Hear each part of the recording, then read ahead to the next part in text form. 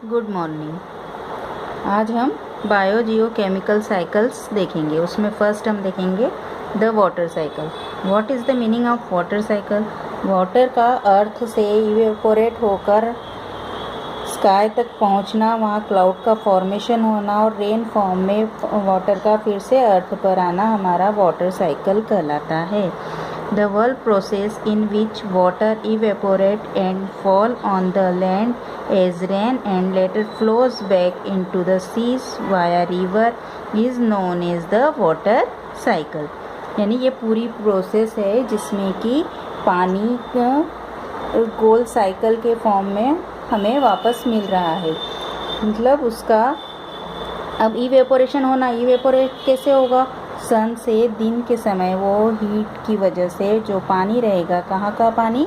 River, seize, Pond's, यहाँ का जो पानी रहेगा यानी अर्थ के जो नेचुरल रिसोर्सेस है वहाँ से पानी सन की हीट की वजह से इवेपोरेट होगा।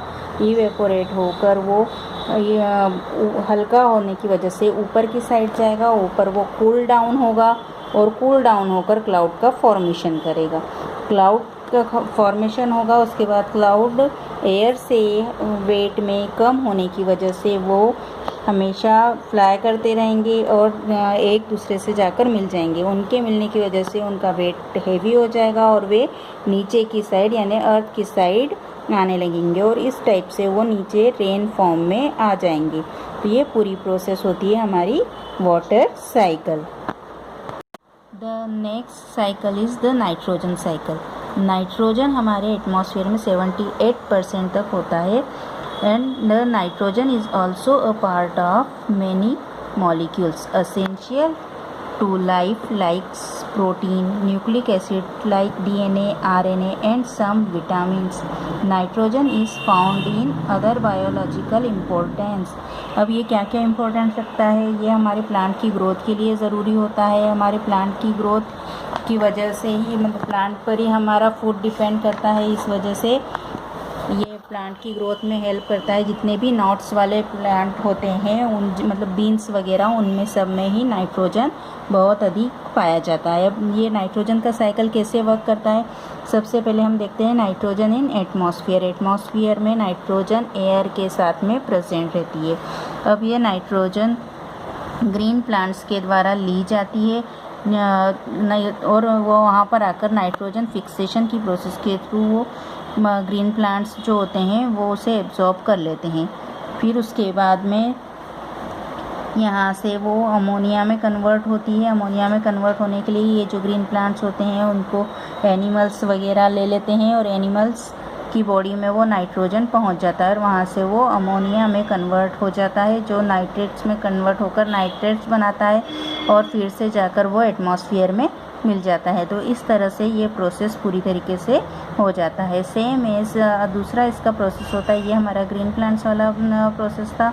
सेकेंड होता है जो नाइट्रोजन एटमॉस्फेरिक नाइट्रोजन होती है उसका नाइट्रिफिकेशन होता है एटमॉस्फेरिक एंड इंडस्ट्रियल फिक्सेशन में, और नाइट्रिफिकेशन और डीनाइट्रिफिकेशन के थ्रू वो फिर से नाइट्रोजन हमारी एटमॉस्फेयर में मिल जाती है। इस तरह से हमारा नाइट्रोजन साइकिल पूरा कंप्लीट हो जाता है। Next is carbon cycle in nature.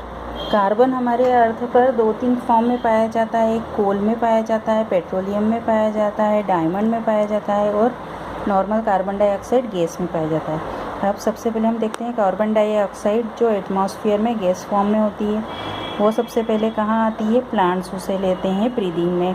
Respiration जब वो प्लांट्स करते हैं दिन के समय फोटोसिंथेसिस प्रोसेस करते हैं उस समय वो एटमॉस्फेरिक कार्बन डाइऑक्साइड का यूज़ करते हैं रेस्पिरेशन के लिए। और ये जो प्लांट्स होते हैं ये प्लांट्स यानी इनका जो फूड होता है वो हम लोग यानी ह्यूमन बींग्स एंड एनिमल्स लेते हैं और इस तरह से ये जो कार्बन होता है वो हमारी बॉडी तक पहुंच जाता है और वो ऑर्गेनिक कंपाउंड्स के फॉर्म में हमारी बॉडी में पहुंचता है और यहाँ से वो जब हमारी डेथ हो जाती है या उस रेस्पिरेशन के थ्रू ये फिर से हमारे एटमॉस्फेयर में मिल जाता है क्योंकि हम ऑक्सीजन जो एनिमल्स और ह्यूमन बींग्स होते हैं वो रेस्पिरेशन करते हैं। रेस्पिरेशन में ऑक्सीजन लेकर कार्बन डाइऑक्साइड देते हैं, तो जो कार्बन डाइऑक्साइड होती है वो वापस एटमॉस्फेयर में जाकर मिल जाती है। जो वाइल्ड एनिमल्स होते हैं, जब उनकी डेड बॉडी जंगल में पड़ी हुई होती है उसके बाद वो डिकम्पोज हो जाती है और इस तरह से जो उनकी बॉडी का कार्बन होता है वो फिर से एटमॉस्फेयर में जाकर मिल जाता है। सेम एज डायरेक्टली प्लांट्स भी कई बार तेज़ हवाओं की वजह से, तूफ़ान की वजह से प्लांट्स भी अपने आप से टूटकर और गिर जाते हैं और वो कई सालों बाद वो मिट्टी में मिल जाते हैं और इस तरह से वो कार्बन डाइऑक्साइड डायरेक्ट जाकर एटमॉस्फेयर में मिल जाती है। यही प्लांट्स जब मिट्टी में दब जाते हैं और कोल का फॉर्मेशन कर देते हैं।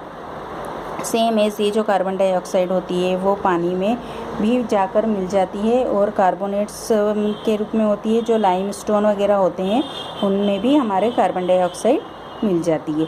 इस तरीके से ये हमारा कार्बन का साइकिल पूरा कंप्लीट होता है। ऑक्सीजन साइकिल, ऑक्सीजन साइकिल की हम जब बात करते हैं तो उसका मीनिंग क्या होता है कि ऑक्सीजन का लेवल मेंटेन करना एटमॉस्फेयर में। हमारे एटमॉस्फेयर में ऑक्सीजन जो है वो जितने भी लिविंग थिंग्स हैं उनके लिए लाइफ गैस कहलाती है। तो जो एटमॉस्फेरिक ऑक्सीजन होती है उसको हम रेस्पिरेशन के थ्रू हम लोग लेते हैं। हम लोग means human beings and animals ये लेते हैं। उसके बाद में हम CO2 रिलीज़ करते हैं। ये जो CO2 होती है ये प्लांट्स लेते हैं और प्लांट्स फोटोसिंथेसिस की प्रोसेस करते हैं और ऑर्गेनिक मॉलिक्यूल यानी C6H12O6 मीन्स ग्लूकोज बनाते हैं। ग्लूकोज बनाते हैं उसके और ये ग्लूकोज यानी ये फूड के फॉर्म में फिर से ह्यूमन बींग्स और एनिमल्स ले लेते हैं। इस तरह से ये ऑक्सीजन का साइकिल पूरी तरीके से कंप्लीट होता है। सेम एज यही ऑक्सीजन का साइकिल रेस्पिरेशन के जो वाटर एनिमल्स वगैरह होते हैं या वाटर प्लांट्स होते हैं वहाँ तक भी जाता है। यानी पानी में हमारे घुली हुई ऑक्सीजन होती है, वहाँ पर जो प्लांट्स है वो भी फोटोसिंथेसिस करते हैं और फिर से ये इस टाइप से ऑक्सीजन एटमॉस्फेयर में जाकर मिल जाती है।